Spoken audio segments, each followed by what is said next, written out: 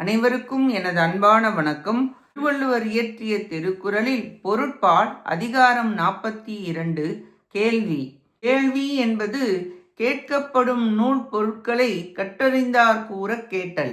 சாஸ்திர சாரமான விஷயங்களை படித்தறிந்தவர் சொல்ல அதை கேட்க அறிவை மேன்மேலும் வளர்க்க செய்யும். 411வது குறள். செல்வத்துள் செல்வம் செவிச்செல்வம், அச்செல்வம் செல்வத்துள் எல்லாம் தலை. கேள்வி செல்வமே மற்றைய எல்லா செல்வங்களிலும் உயர்வானது.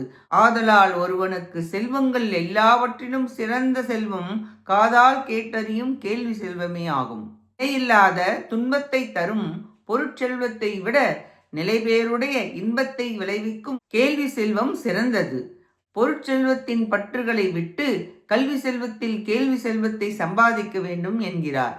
அறிவுடையவருக்கு செல்வத்துள் செல்வம் செவியால் வரும் செல்வமே ஆகும். மற்றவற்றை விட இது தலையாய செல்வம். படிக்காத போதும் கேட்டலினால் அறிவு பெறலாம், கஷ்டமில்லாமல் கேட்டு பயனுறலாம் என்று விளக்குகிறார். இக்குறளால் கேள்வியது சிறப்பு கூறப்பட்டது. நன்றி, வணக்கம்.